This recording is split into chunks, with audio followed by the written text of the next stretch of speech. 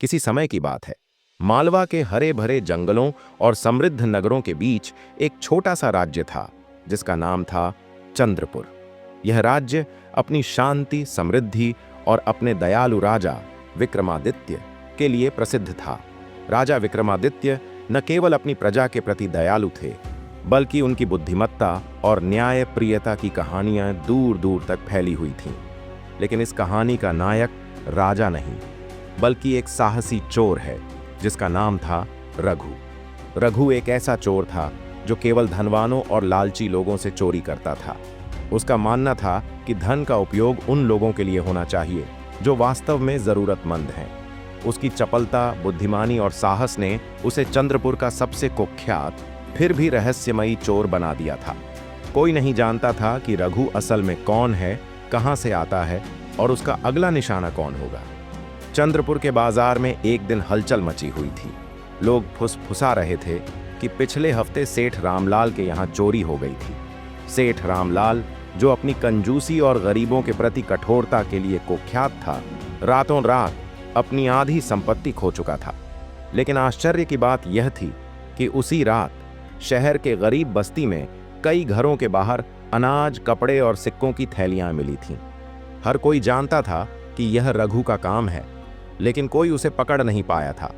रघु की इन हरकतों से राजा विक्रमादित्य भी परेशान थे, नहीं इसलिए कि वह चोरी करता था, बल्कि इसलिए कि वह राजा के न्याय को चुनौती दे रहा था। राजा ने घोषणा की कि जो भी रघु को पकड़ेगा उसे इनाम दिया जाएगा। लेकिन रघु इतना चतुर था कि वह हर बार सिपाहियों को चकमा दे देता था। एक रात रघु ने सबसे साहसी योजना बनाई। वह राजा विक्रमादित्य के महल में चोरी करने जा रहा था। यह न केवल जोखिम भरा था, बल्कि असंभव सा लगता था। महल की सुरक्षा इतनी कड़ी थी कि वहां एक चींटी भी बिना नजर आए नहीं घुस सकती थी।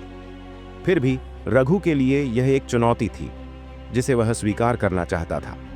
रात का समय था, चांद बादलों के पीछे छिपा हुआ था और महल की दीवारें ऊंची और अभेद्य दिख रही थीं। रघु ने काले कपड़े पहने, अपने चेहरे को कपड़े से ढका और अपनी चोरी की किट तैयार की। उसने रस्सी, हुक और कुछ छोटे मोटे औजार अपने साथ लिए।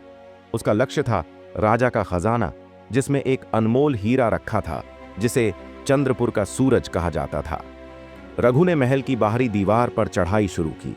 उसकी चपलता ऐसी थी कि वह बिल्ली की तरह दीवार पर चढ़ गया। सिपाहियों की नजरों से बचते हुए वह महल के आंतरिक प्रांगण में पहुंचा।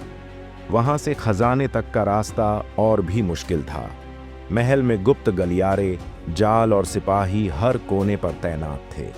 लेकिन रघु ने पहले ही महल का नक्शा हासिल कर लिया था। उसने एक पुराने नौकर को रिश्वत देकर यह नक्शा प्राप्त किया था। रघु ने गुप्त गलियारों का सहारा लिया और एक एक जाल को चतुराई से पार किया। अंत में वह खजाने के कक्ष तक पहुंच गया। कक्ष का दरवाजा भारी ताले से बंद था, लेकिन रघु के लिए ताले खोलना कोई बड़ी बात नहीं थी। कुछ ही मिनटों में उसने ताला खोल दिया और कक्ष में प्रवेश किया। वहां एक कांच के बक्से में चंद्रपुर का सूरज चमक रहा था। रघु ने जैसे ही हीरा उठाने की कोशिश की, एक गुप्त जाल सक्रिय हो गया। फर्श खिसकने लगा और कमरे में अलार्म बज उठा। रघु समझ गया कि अब समय कम है। उसने फुर्ती से हीरे को अपनी थैली में डाला और भागने की तैयारी की। लेकिन तभी दरवाजे पर सिपाहियों की आवाजें सुनाई दीं। रघु ने एक खिड़की की ओर दौड़ लगाई और रस्सी का उपयोग करके महल की छत पर चढ़ गया। वहां से वह जंगल की ओर भागा, लेकिन सिपाही उसके पीछे थे।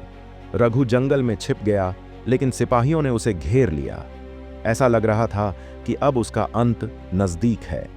तभी एक अप्रत्याशित घटना हुई। राजा विक्रमादित्य स्वयं वहां पहुंच गए। उन्होंने सिपाहियों को रुकने का आदेश दिया और रघु से सामने आने को कहा। रघु, जो अब तक छिपा हुआ था, धीरे धीरे बाहर आया। उसने राजा को देखा और कहा, महाराज, मैं हार मानता हूं, आप मुझे सजा दे सकते हैं। लेकिन राजा ने मुस्कुराते हुए कहा, रघु, मैं तुम्हारी चोरी के लिए तुम्हें सजा नहीं देना चाहता। मैं तुम्हारे साहस और बुद्धि से प्रभावित हूं, लेकिन मैं यह जानना चाहता हूं कि तुम चोरी क्यों करते हो। रघु ने अपनी कहानी सुनाई। वह एक गरीब किसान का बेटा था जिसके परिवार को सेठों और जमींदारों ने लूट लिया था। उसने चोरी शुरू की ताकि वह गरीबों की मदद कर सके।